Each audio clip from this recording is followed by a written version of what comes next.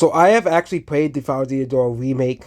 It is it is basically almost the same as the original. Okay, literally, the game is basically the same game as the original. They did change the music. Obviously, it's a remake. They usually change music in the remakes. Let's look at the Pokemon games. They change the music in the remakes. Am I a big fan of the new music? The new music is passable.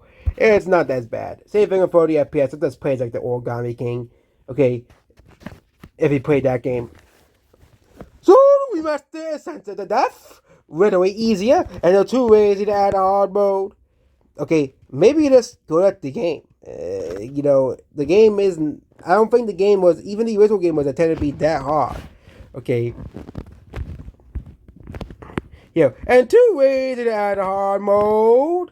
Again, they did add new things to the game, add new characters, new bosses to the game. Yeah, I actually found this out when I played for the game myself, and also I've looked up the internet. There actually are new bosses in the game, new secret, super bosses you fight in the game. You know, great. How dare you have a transfer? And of course, these people are upset over Vivian being quote unquote trans, even though the character in the original versions of the game was a femboy or trans in various translations. And the problem is, it was very inconsistent, and they had decided to say, you know what, which one? Both are basically, you would be very controversial either way, because a lot of people don't like that, any sort of representation of those types of people in the game. And basically, if you have not played the original game, Thousand Year Door, it is definitely worth playing if you have not played it. Kind of like a Pikmin 1 and 2.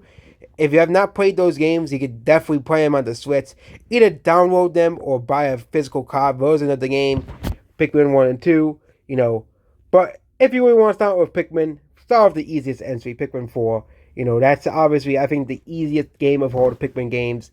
Because I think the game is, Pikmin 4, I think, is for, like, beginners, for the series. Because, Pikmin 1 and 2 are very difficult games compared to Pikmin 4, okay? They're like enemies that can basically wipe your Pikmin very easily. The Pikmin AI is janky, obviously.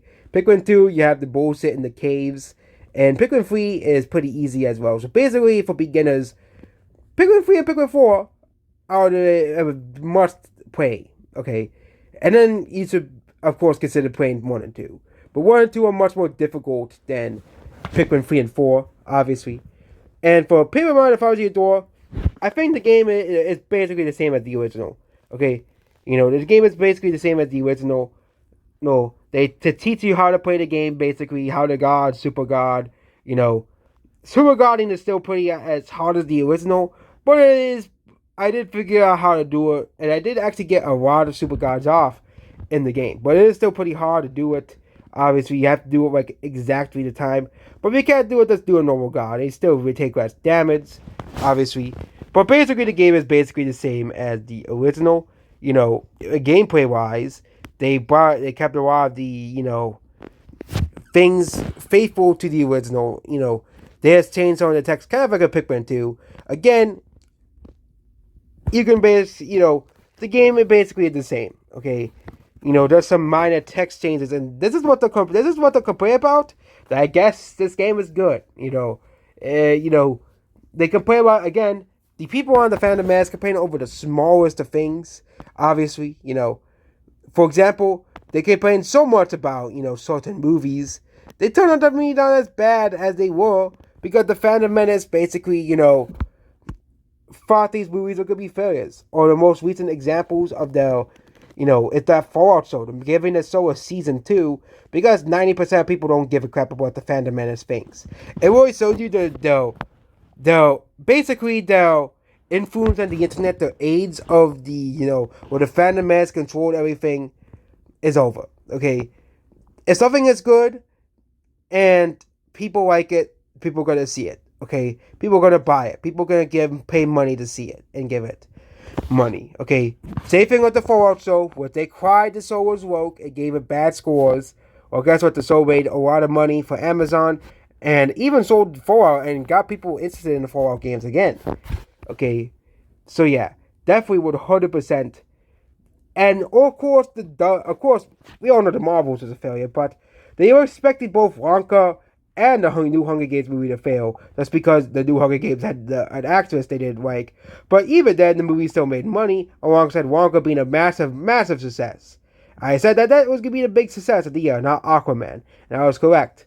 So yes, I think they really sort of they really sort of listened to the fans of Aquaman, but the movie still made $400 million. I think it made a lot of money on streaming, which means the movie was probably a small loss for Warner Bros. Compared to like something like The Flash or Blue Beetle or Shazam: Fury of the Gods. So yeah, what do you think about this Bowser the Door remake? Have you played it? Have you not? But basically, if you haven't played it, it basically stays very true to the original Thousand Year Door.